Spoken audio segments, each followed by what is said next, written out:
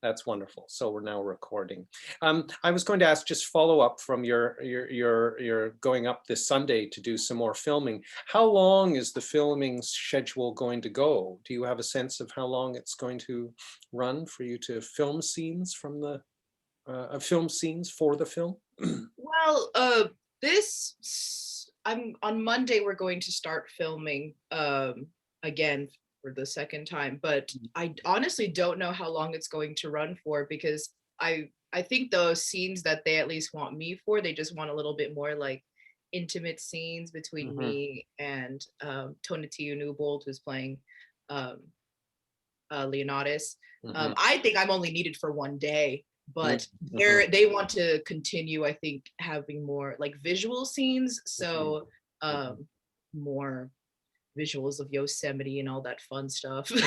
So they're pretty much, it's Katie told us to have fun while we're up there. So whatever fun is for all, I think we're all taking separate trips, because I think I'm only hanging out with Tonatiuh on Monday, but there are other groups who are a part of the filming crew who are going maybe in a few days after us, or a week later or something like that. So honestly, the possibilities are endless. Right, because they're film possibilities. So it's just, this is part of the, wonderful ambition of your show, of turning it from a stage production into a feature film, is that it's wonderful, but a lot more work. It's much more expensive, 5-second scenes, require all this setup and logistics and that sort of thing. Oh, yeah, especially as a first-time actor, it was something very new for me. I didn't know a lot about like the behind the scenes of it all, because obviously playing Imogen, I was needed a lot, but I didn't know so they would like kind of put me, especially like working in Yosemite, you're working against nature sometimes. There's the wind, there's the leaves. At one point they put me into this cave, and they had me like, they were like, okay, Sophia, so what you're gonna do is you're gonna like climb on top of those rocks, and like in between that rock and like on top of that rock, and then slide into the cave. And I was like, oh, really? You want me to like, okay. So they were like, okay, like take one, go. So then I went, and they were like, that's perfect. Let's do this 5 more times. So by the end of it, I like really looked like I had been in the wild, as the title says, because like my pants were like covered in like that like sticky gunk and all the moss and everything was around us. So I was like, great, this looks like really accurate. It's fun. Yeah. Great. Well, that kind of segues into my first question. Is just a general one. Is this your first film acting experience? And maybe a kind of secondary to that is, what's been your previous experiences with Shakespeare or as an actor? So this is my first time acting in general. I've never been casted for anything before. I've never been filmed. This is all new for me. This is literally, yeah. I think the most I've had as far as like my theater experience is, well, I guess that could kind of segue, into your question about like my experience with Shakespeare. And I mean, like probably like 95% of Western America, it's like high school is where we start with Shakespeare, of course. And I started with Macbeth, and I fell in love with it. So I was like, oh wow, one day, like I will be casted as Lady Macbeth. Never came to hasn't had that opportunity yet. But and then yet is the operative word. Yes, asterisk on that. But like my freshman year of being at UC Merced, I got the opportunity to fulfill my English major requirement and take like a lower division English class. So Miss Catherine Brokaw came on the roster, and I was like, oh cool, intro to Shakespeare, like I read Macbeth, this should be fun. So took her class, and if you know anything about Katie Brokaw, she always tries to kind of hone in on your creative side as Mhm. much as possible. And yeah, you know, read the text, you know, focus on the technicalities, let's write essays, but also like, let's really hone in on your talents. Mhm. So she, I'll never forget this. Her option for our final was to do a creative project, which was reading a monologue or write a research paper. So I was like, I'm gonna read a monologue because that sounds like way less work. So I decided to read the unsex me scene in front of the entire class, and I don't know, like I just felt as soon as I did it, and it felt so freeing. And I also just really like fell in love with Katie, like in that class, because she's just so great. Mhm. And she just really makes you feel comfortable in any space. So I think that was at the time that I really was like, hey, maybe like classical theater could be for me.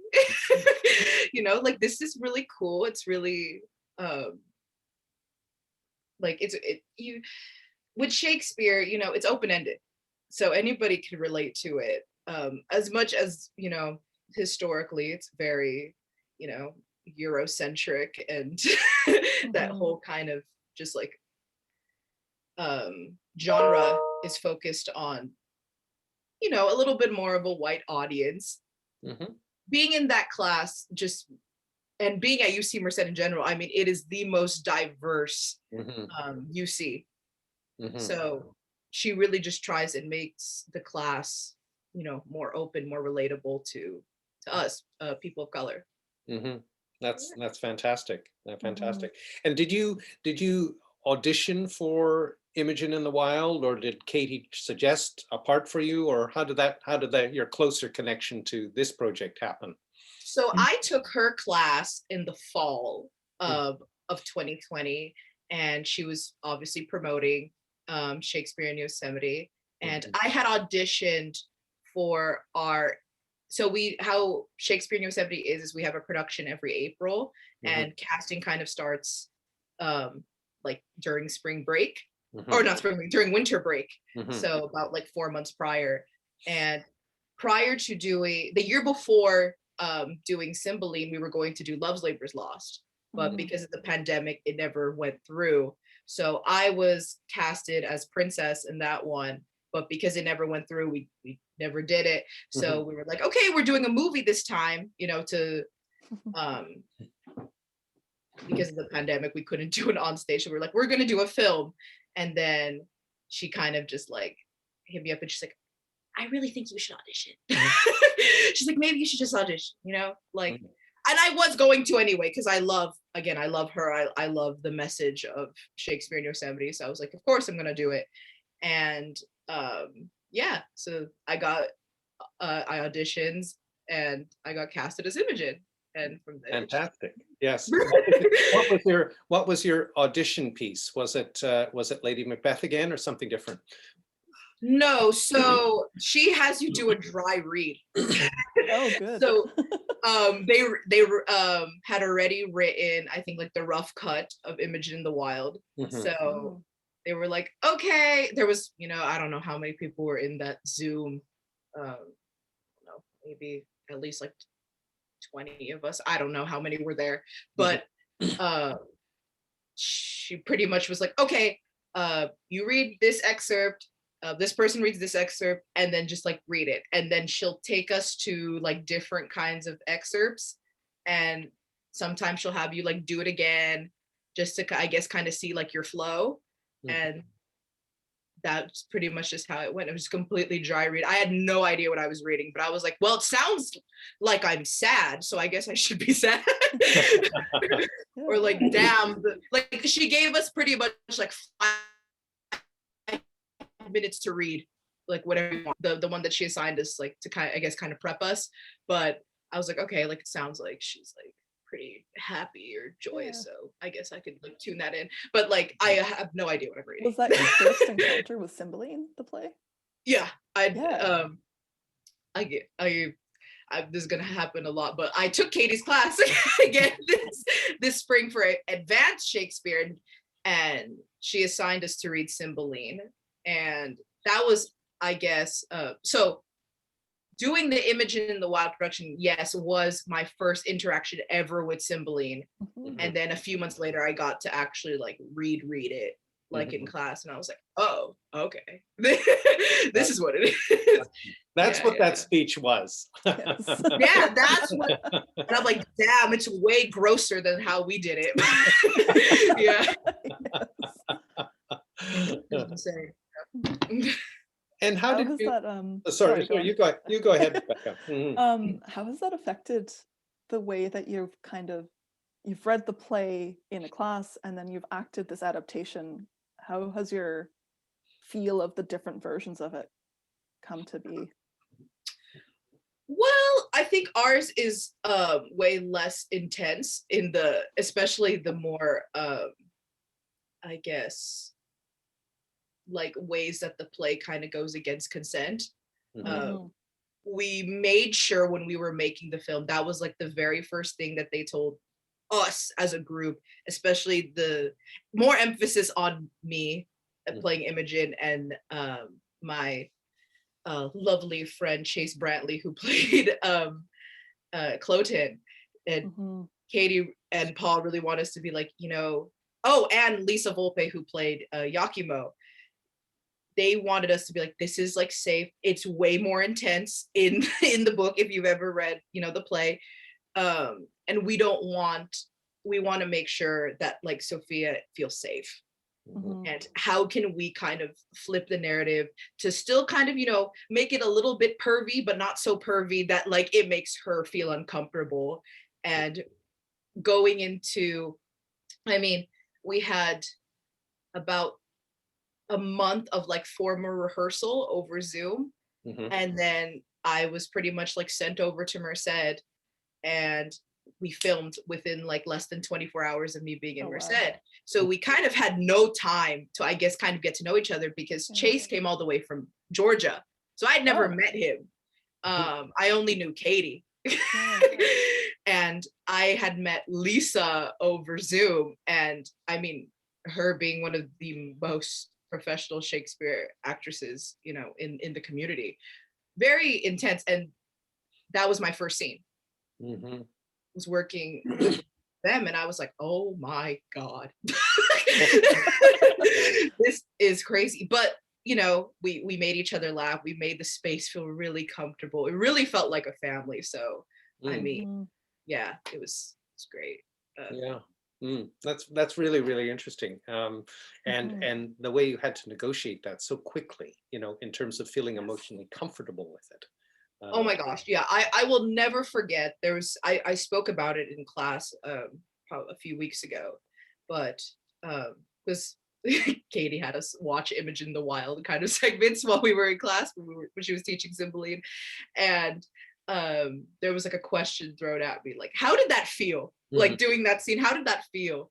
Because we kind of course talked as a group. We were like, okay, I'm going to slap Cloten.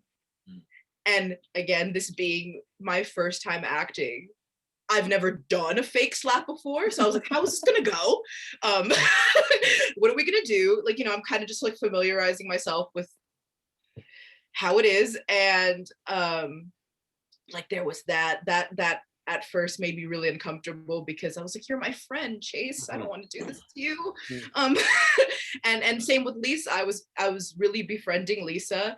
And then about like the next day we had to film the what is it called, the scene where Yakimo kind of watches me in my sleep and kind of touches me and everything, and we were kind of blocking it. So I remember I was dressed in a robe because I'm about to go to sleep. And it was me and Katie and Lisa. We were like looking in the bedroom, and we were like, okay, Sophia, you're gonna enter here, blah blah blah blah blah blah. And the filming crew was pretty much all male. Like the sound guy, Angel, he's a boy. Everybody was a male in that room except me, Katie, and Lisa. And I'll never forget Lisa. About 5 minutes after we decided to shoot that very, intense scene, she came up to me and she was like, okay, like she's like, Sophia, she's like, the last thing I want you to feel is that these three men are directing you what to do. So, you know, let's have a conversation our own about like what you're comfortable, what you're up to. Because, you know, there's times in that scene where she has to lift up the covers and like, yes, I'm wearing, you know, something underneath, but that can be, you know, very violating at times if you're not comfortable with the person. It can be interpreted very differently. So we kind of just had that. I really appreciated that, you know, somebody, especially in a male dominated space, like a lot of spaces, but especially this one, you know, where men are directing me what to do. Of course, I love these people, you know, I love them, but you know, it can be overwhelming, especially in a scene that's very intimate. Yeah, well, that's the professionalism, isn't it, of Lisa as a female actor, as a professional female actor with lots and lots of experience, and especially having directed her own company, an all-female company. So you were in, if I could put it this way, you were, considering the scene, you were in good hands, as it were. Oh, for sure. Yeah, and that also leads into kind of thinking a little bit more about your relationship with Imogen's character. And how did you initially relate to Imogen as a character yourself, or did you have to grow into that? And how did that work? How did you connect with Imogen as a character? Wow. First of all, Rand, I love this question. No, oh, good. Mainly because that question has taken me through so many emotional trials throughout filming. Like we pretty much, the script was given to us about in January. The final script was given maybe late January, early February. Then we filmed in March. So I had about maybe like about like a month to really try and find myself, you know, in these words essentially. And Imogen, you know, although she's headstrong, she's very powerful, she's very emotional, she's a princess, you know, which is a character that is not very, I guess, growing up is attainable. You know, being a person of color, especially a plus size person, you don't really see yourself on TV, on screen, you know, being represented in that way. So I remember reading the script. We had our first like full cast, you know, reading, and I remember distinctly, you know, like me being called beautiful, and oh, like she's her parts are more courtly, blah blah blah, like you know, all these, I guess, you know, favoring, you know, just very complimentary, I guess, things being talked about me. Even though, you know, it's not me, I have to feel like it's me being an actor. And I was just like, this feels so uncomfortable, because I was like, I am not used to being talked to like in this fashion. So it took me, honestly, I had a lot of imposter syndrome going throughout this whole entire process. And it honestly, it took me up until maybe 3 days of filming, like when I was actually up in Merced and up in Yosemite, to actually feel like, okay, I think I could do this, like confidently. It took me a while. Yeah, Rebecca, do you want to follow up with? Yeah. Imogen's journey too is so intense, because she starts off in this sort of kind of a prison of social conventions that she's stuck in. She's kind of being obligated to act otherwise than she feels lines up with her beliefs and her values. And then she escapes from that and then goes through arguably a much more amplified version of the same sort of being trapped and torn between alliances, having to wake up next to the body of someone she thinks is her husband, joining an army as a last resort under a different identity, and all of these kind of deeply tumultuous events happen to her. Do you think that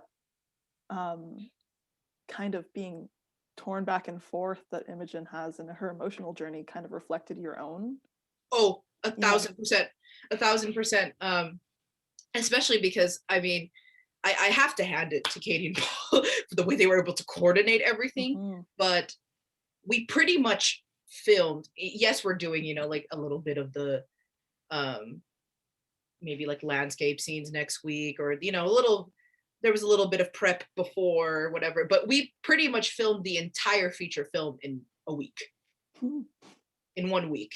So with that being said, I had to go through a bunch of emotional trials in 1 week, and sometimes minute after minute, because it was like, okay, once we're done with this scene, got to do the next one. It was really the crunch time. So yeah, that really, I mean, it helped, I think, in the performance, because all those emotions were very real. Yeah. But no, it was really challenging. Yeah, just like how you would assume it was. That's fair. Yeah. Yeah. Yeah, you're absolutely right about Imogen, and your experience of filming is very true to what Imogen goes through in the play. She goes through this roller coaster of emotions, you know, these extremes of emotions. And generally speaking, they're not a balance between extremes. They're generally speaking tragic, turbulent, as Rebecca was saying, and she has to find her pathway through all of these to what in the end is going to be some sort of reconciliation with her husband and redemption of their relationship. But it's not easy at all. So it sounds as if you tremendously rose to the occasion of doing that within a very compact space of time, and it must have been very challenging but mind-blowing at the same time. Mhm. Oh yeah. You know, and it's the people that make me, I guess, as challenging as it sounds and as how tumultuous as it was, you know, it was so worth it. It was so worth it being able to, I guess, like show myself in that fashion, Yes. and I guess finally be able to just like, you know, take that opportunity and make it my own, and maybe bring people something that they've never seen before. Mm-hmm. You know. Sounds like a wonderful experience of personal growth for you as an actor, especially in a role that, as you noted earlier, I mean, Imogen is, especially for an actor of color, because this is a role that is, you know, traditionally very much a white actor's role, and that represents another dimension of negotiation, of finding your way through this role and her story. Mm-hmm. Yeah.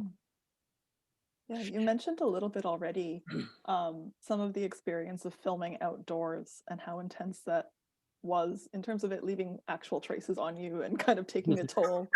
What was that experience like through the week of filming? So honestly, I'm not a very nature person. So gosh, it being called Imogen in the Wild. Wow, you know, who knew I would be in the wild? No, but it was very new. There was a lot of slipping going on. I remember it's like every day I would wake up with like a new bruise, but it was great, you know. It it was fun though. It was really fun. When we came into Merced, I think there was a snowstorm in Yosemite about maybe a few days prior to when we went. So when we went, there were some places that were like there was still snow on the ground. Mm-hmm. So we were kind of like working. It was very wet. Like the ground was really wet. And yeah, I honestly think it was new because at least I can't speak for them, but we've well actually no, this is true. We've never made Shakespeare in Yosemite into a movie before. So I think working around nature is very hard. Like and it doesn't even have to be in extreme senses, like when we were in like the woods essentially. Like there would be times where we would just have to like have the sun at the right angle. So we would all have to like pause. And I remember oh my gosh, I remember there would be times where, because we would have to like cut a scene or something, they would have to move the camera and shift it. So they would like stay right there. like do not move. So there would be times I would have to like stay still for like 5 minutes, like maybe in like an uncomfortable position or something like that. And but no, it was fun. Like I actually learned a lot. Like most, like yes, I was like in front of the camera a lot, but I really enjoyed just looking at like all the I guess like just seeing like the mic guy like be like really close to like us talking, and I was like, are you sure? Like I didn't know like how everything kind of worked, or like the cameras and the gimbals, and I was like, gosh, tech, like what is this? Like I I had no idea, like the, I guess the amount of work and the just the detail and everything is crazy to see. Mhm. Well, that's another nice segue, because you're talking just right now about kind of the filming environment and how you had to sort of relate to that and experience and your way through that. And then you were in this, of course, natural environment, which you've described beautifully so far. And so I wonder, that leads to a next question, that how did you find this production is, of course, an environmentally oriented production, and it adapts the conflict in the play between the Romans and the British into an environmental conflict between people from the city who want to develop the park, and then people who are friends of the park and oppose that. So that's the way this Imogen in the Wild has been adapted. How did you in those contexts, both, shall we say, technical and real, and in the natural context, how did you find yourself? How did you find Imogen related to that as a character? What environmental experiences did you bring to the character in that sense? And did you find Imogen an environmentally aware character? What about that aspect of her character and her actions in the play? Oh, absolutely. I think the, physical setting that we were in really, coincided with the many, like, emotional levels of the play and who Imogen is as a person. She's very headstrong, and, we could just start with like the plot itself is that her dad wants, her to marry Chloe to consolidate power, which is very typical, I guess, historically, like British monarchy and full of privilege. And you know, I think a lot of people, when they see eco theater, they think it's really difficult, to because we're filming outside. It's not, the typical, I guess, easy way of, just like sitting in an amphitheater or sitting in a Broadway, like the lux of it all. And there's a lot of things with traditional theater that, has to do with like a lot of money, fame, easy access, I guess, in certain ways.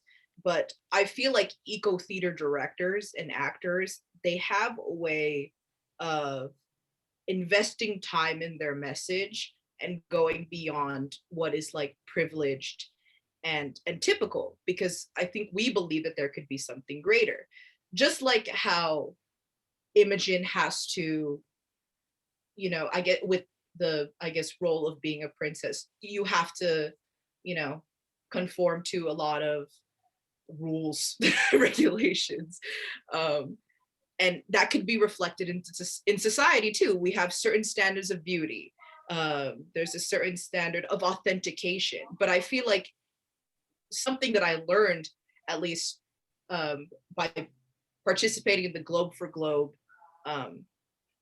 event and being an Image in the Wild, is just because something is grassroots and just because something is, not typically, I guess, like blown up into media, it doesn't make it less worthy. It makes us see that there could be something beyond what is typical. And I feel like I was able to hone in on that and relate that a bit more to my character, because I feel like, you know, in being somebody who is less privileged than some people, you know, in society, I feel like I was able to, I guess, take certain parts of that narrative and put it into the performance. Mhm. Mhm. So you're thinking about environmentalism very much in sense of a wider remit of not just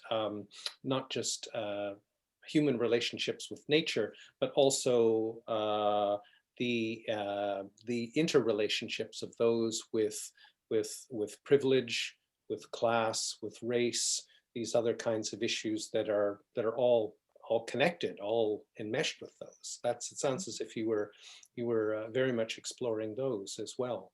Yeah, and it didn't help that, like, I guess going into, I guess, more natural park spaces.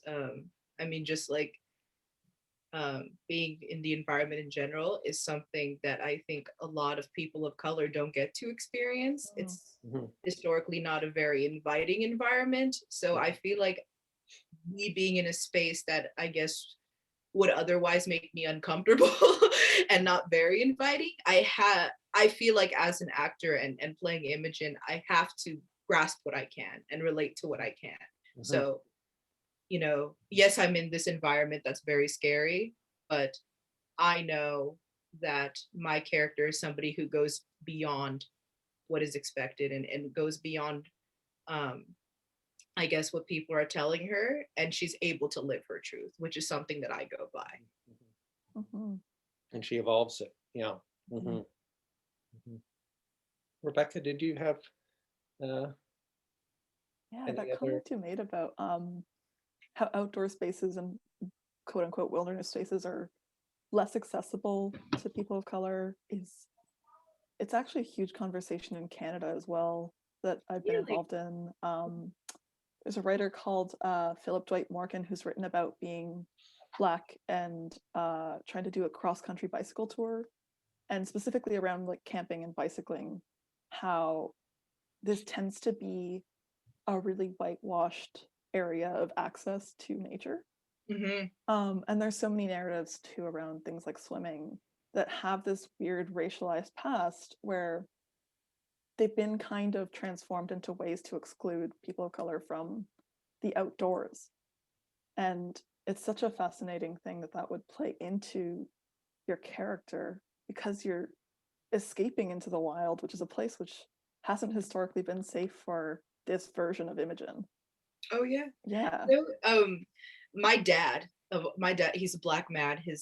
My dad, he's from Eritrea, so he's not even African American Black. He's like from the homeland. So, and so my mom, she's Filipino, and they're both immigrants. They came here when later in age, and I remember every day they would, like, you know, talk to me about, because, you know, I would just be like in my room reading with Katie. Everybody, they're like, what are you doing? And I had to tell them about the project. And they were like, so how is that going to go? And I was like, oh, like I'm going to go in like Yosemite National Park. Like we're going to, you know, probably like sleep in a cabin or something and like do all the I'm going to hike, whatever. And they were like, really? Like, why? And I think there's this connotation that, like, obviously they respect the work and everything, but they're like, why would you do that? And I think that and I can only speak for myself in this instance, but I I think, you know, some people may agree. I have no idea, but why would you go back to something that is, you know, my parents, they come from a third world country. It's like, why would you want to sleep outside? Why would you want to play around in the dirt when you have a house or indoors, air conditioning? Like, why would you want to do that? That idea is so, like, we escaped from that. Why do you want to go back? And for my parents, my dad, he was like, oh yeah, like can't. And this is just his brain, you know. My dad, he's 74 years old, and his mentality, you know, is very strong. He's like, oh, like camping, that's for white people. Like, why do people want to sleep outside? And honestly, and I wanted to say something back, like, oh, it's so great, Dad. Like, why wouldn't you? But I couldn't, like, in that Yeah. moment. And I was like, why can't I? Like, I know it, like, mentally, like, why it's a great thing to be in nature. But as a person of color and as a daughter who's experienced parents trying to make more, like, with um trying to, I guess, like, step away from, in their mind, what is like, I guess, poor, like, Mhm. uh, being, I guess, less, like, take advantage of the technology that we have, take advantage of the bed that you sleep in, that, like, we paid for it, and the struggle that we came here, and really, yeah, I, yeah. So being Imogen, I mean, yeah, it's kind of like being in the wild, I guess, like, for lack of a better word, because I can't really think of it. It's like my holy land in a way. I become a better person by being there. Yet I am a person of color where that's a space that's not very inviting. And Devon Glover, Sonnet Man, who participated in our production, uh, Jess Rivas, the ranger, who's also a part of our production, she was talking about how in Globe for Globe, he's a Black man, and how when he first came to Yosemite to do Shakespeare in Yosemite, I believe, a few years ago, he felt uninvited into this space. And when being there, he got it. And I was like, wow, like, hearing that story, I relate to that so much. That at first you're like, I don't get it. Like, I don't get it. My parents worked so hard so that I'm not like this back in our country. Mhm. But now I get it. Yeah. I love the way, Sophia, you're talking about the environment here in a very extended, expansive way. I mean, we're talking about, the environment in a more conventional way, the wild, a park, it's all beautiful nature. But you're also talking in really interesting ways about the environment is much more than that. It's all of these experiences of both things that make you feel at home and things that make you feel excluded because of your background or because of your personal experiences and that sort of thing. And you're using this whole interplay of environments in this big sense of the word to build your character. I think that's really, really fascinating. And how you're taking the script and also expanding it in a huge way. I think it's wonderful what you're describing. Oh, thank you, Randall. And honestly, I feel like the reason I'm doing that, and because I'm kind of like processing the reason I'm doing that is because I really don't know a lot about physical nature, like, like landscape. I don't know about that kind of stuff because that's not my world. So I think the only way I can kind of relate to the environment is in a more familial way. So yeah. Yeah, and this expansive way and unconventional way. Mhm.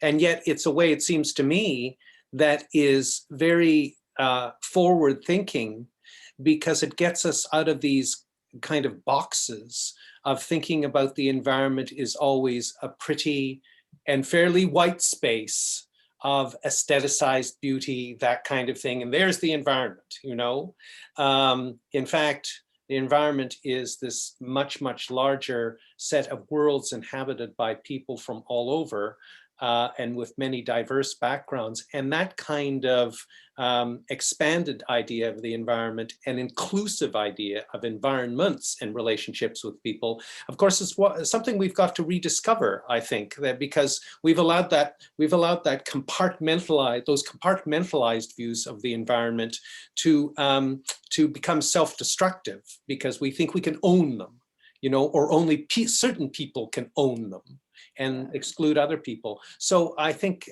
what you're talking about is something very radical, and also something that is very future oriented, and is a direction we need to kind of discover or rediscover.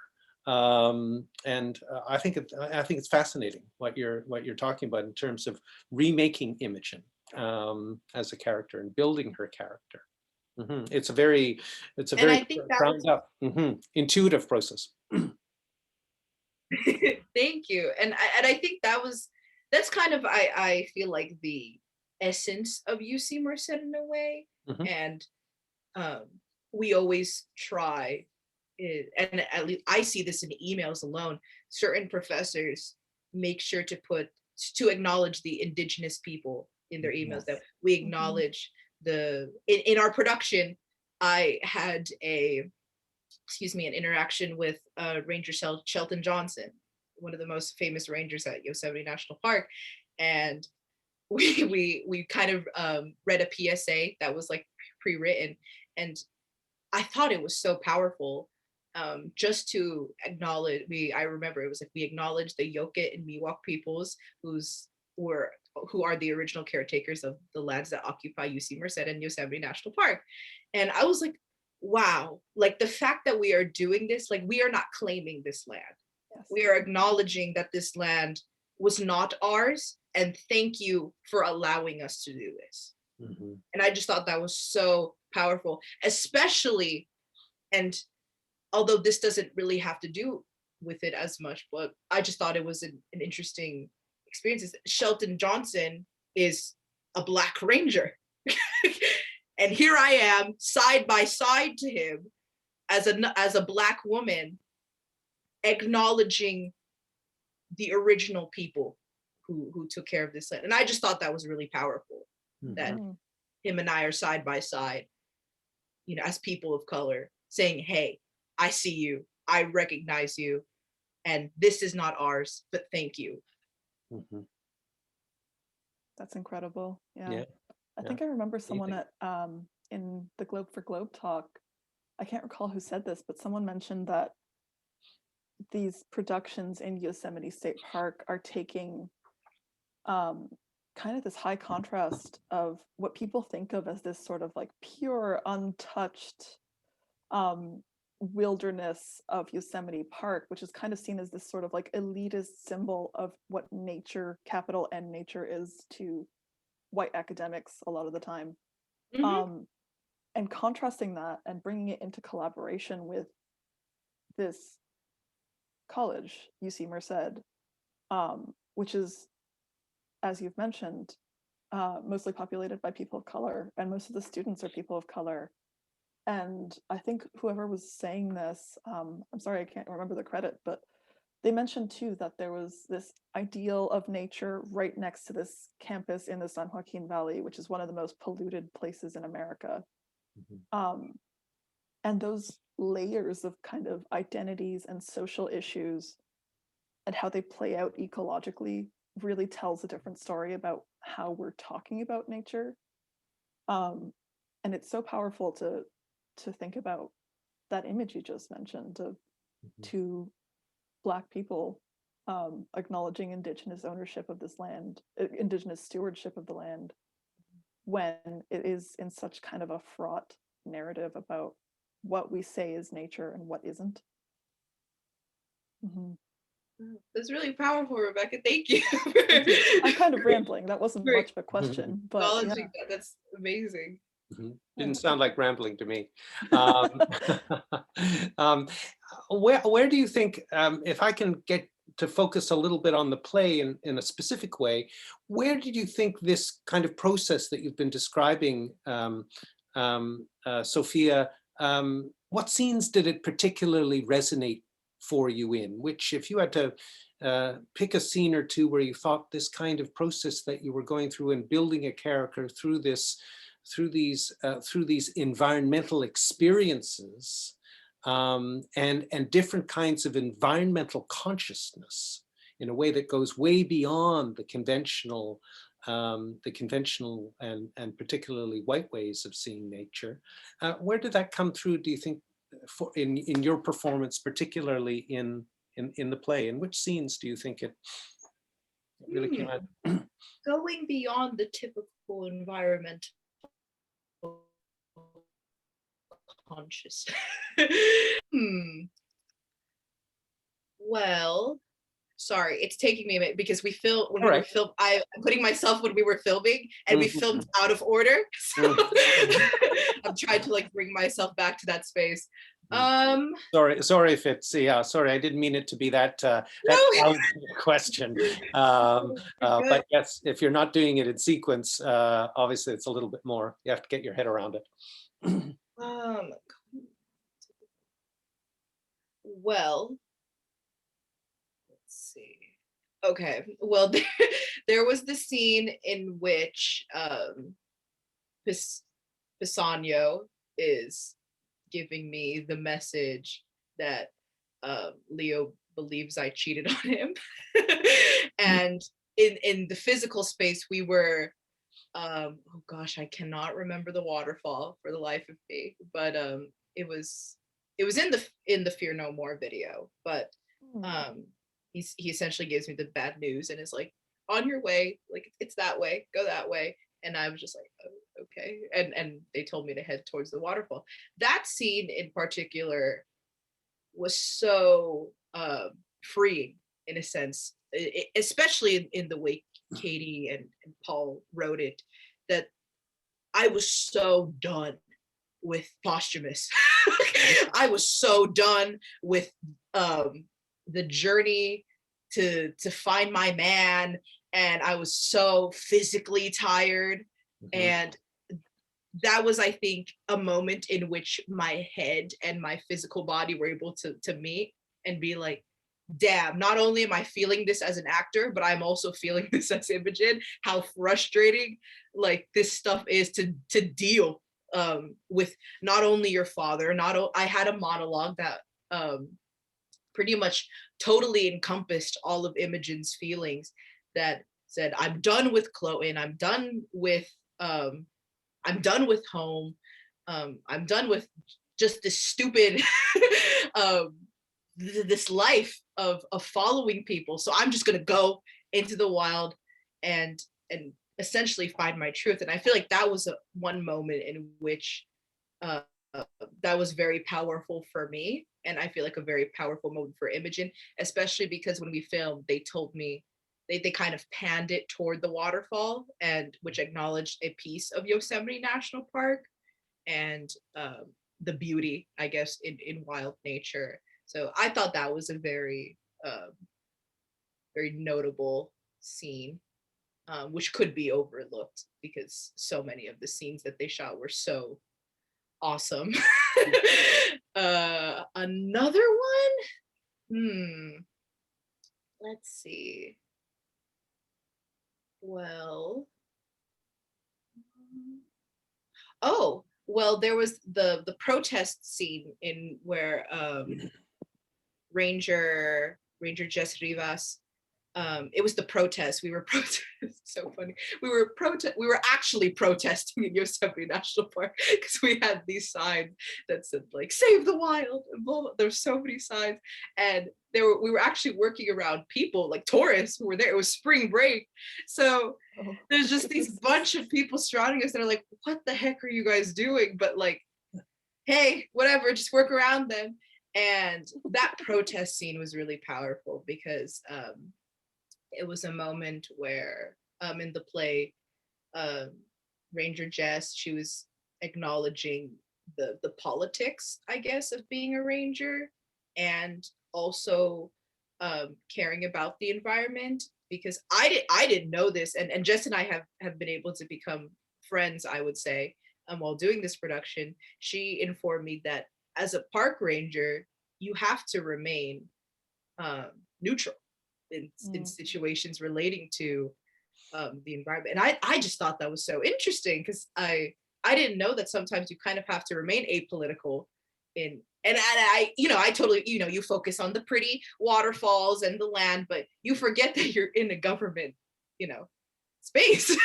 I completely, throw that out the window when I'm there. But that was a moment in the play in which the lines exactly, Jess was like, I have to remain neutral. But the visual behind her is this protest saying "Save the Wild." This the big group of us, and me, finally having that moment to, I guess, be done with Cymbeline and be done with my father's wrath. And and kind of be like, you know what? I think it's time to join them and it's time to join the fight, which I think could be very representative in a lot of, you know, the social and political climate of today. So I thought that was a very impactful scene as well. Mhm.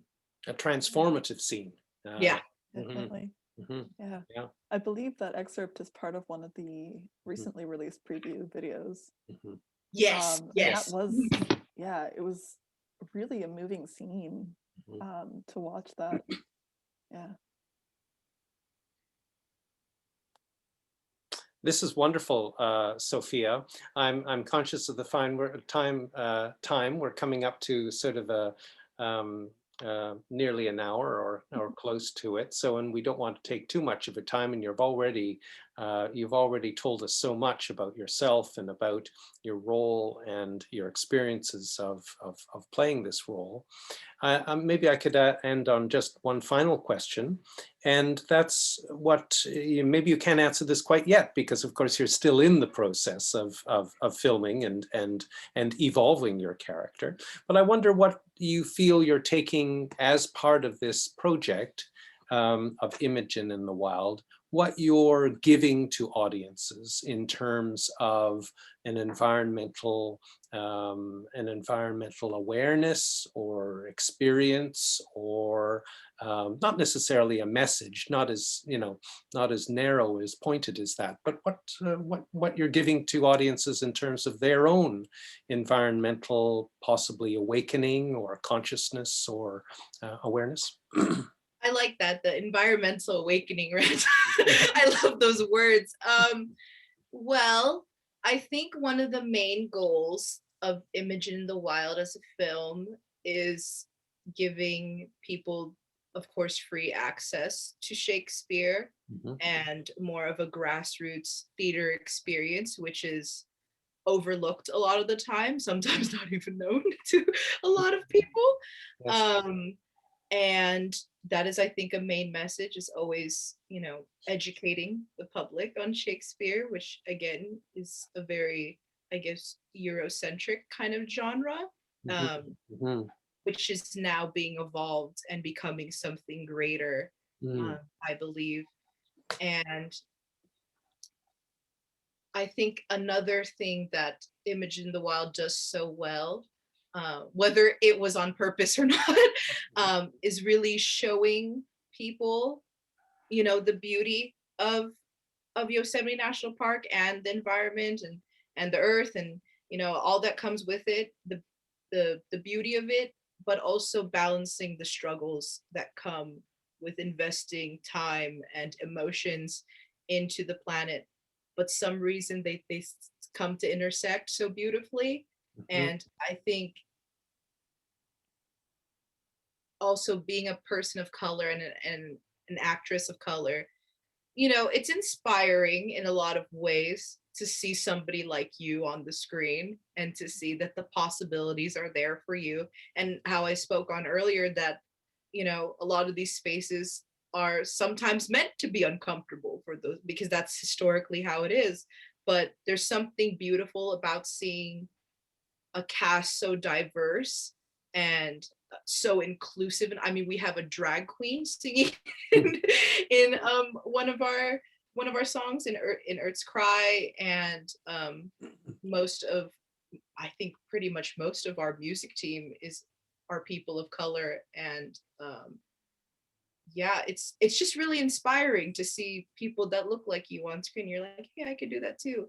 And damn, it was also classical theater, which is totally, you know, against what's, I guess, people would assume that we would do.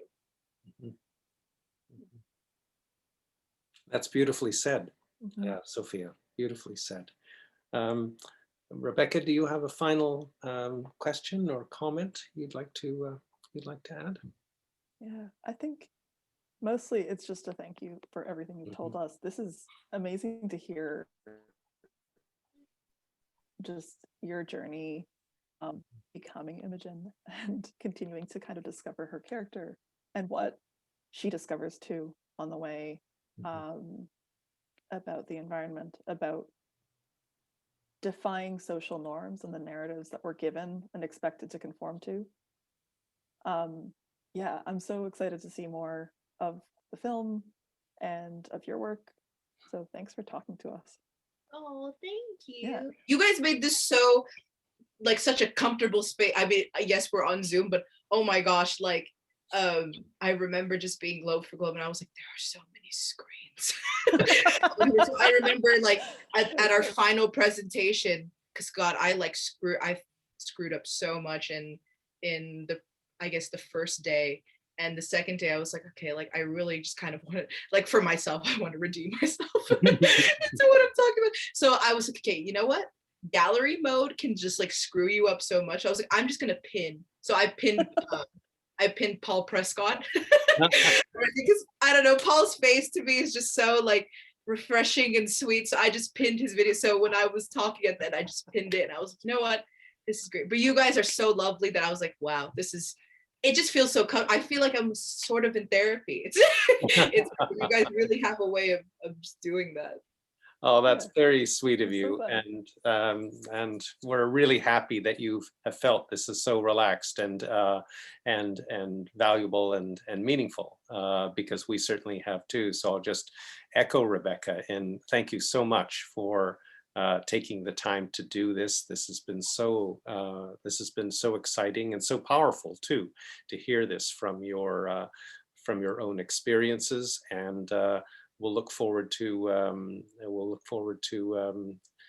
posting this or having some kind of version of it on our website, because I think your experiences will resonate with a lot of other people, and that's another way in which our project is working, of course, in collaboration with Yosemite to take some of these experiences and make them accessible to a wider audience for free, of course, and that's a major component here. So thank you again, Sophia. This has been really just delightful and just fantastic.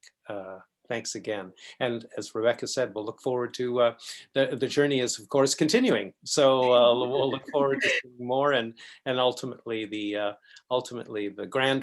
grand product in September when it's unleashed to the world. That's awesome. Thank you guys so much. I really Okay. appreciate this. Okay. Cheers. Thanks very much, and well, we'll see you again in another form soon. Oh, for sure. Okay. Thank you, Randall. Thank you, Take Rebecca. care. Bye. Thanks, Rebecca. Mhm.